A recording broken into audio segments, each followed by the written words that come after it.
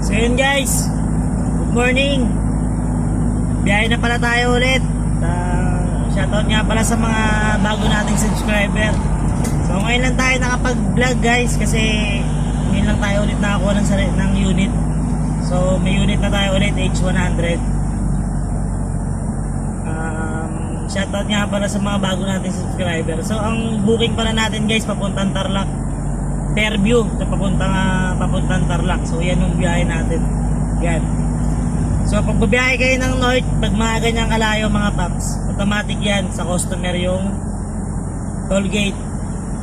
Lagi nyong i-update yan bago kayo umalis dun sa customer, bago nyo pagkakuha nyo pa lang ng booking, tawagan nyo na kagad yung ano nyo, yung customer nyo. Lalo pag malalayo, huwag nyong kakalimutan banggitin yung toll gate. Pero sa kanila talaga toll gate yan. Lalo mga biyahe talaga, andaan, toll gate talaga. Lalo pag MacArthur, siyempre hindi naman tayo dadaan dyan kasi maubos oras natin dyan.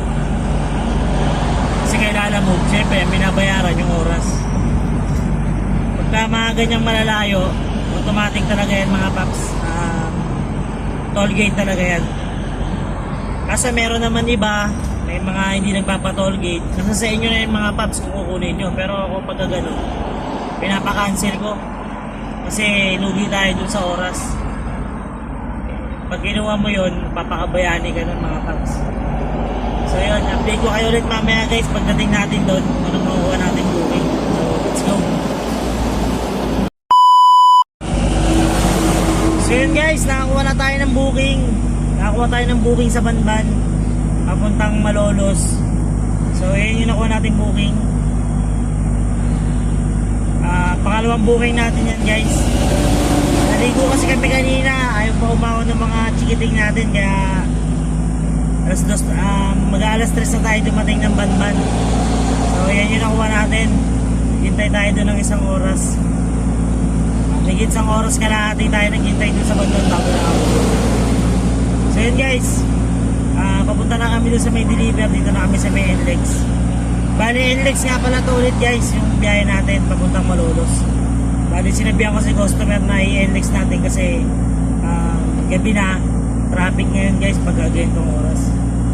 So let's go, dito tayo guys, dalawang booking. Mga paps,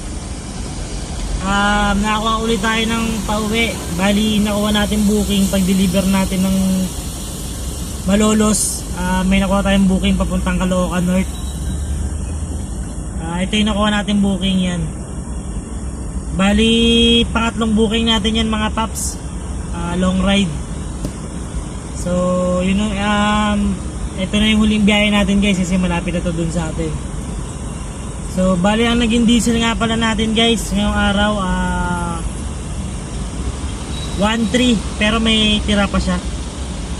Tapos yung boundary natin 1,000, bali 2.3 na.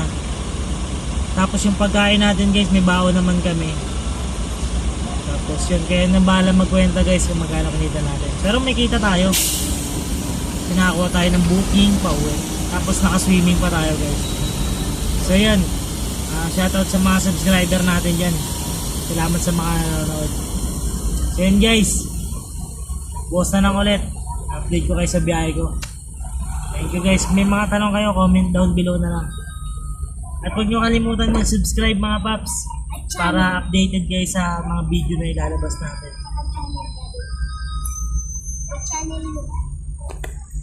Hello guys, channel nyo na din.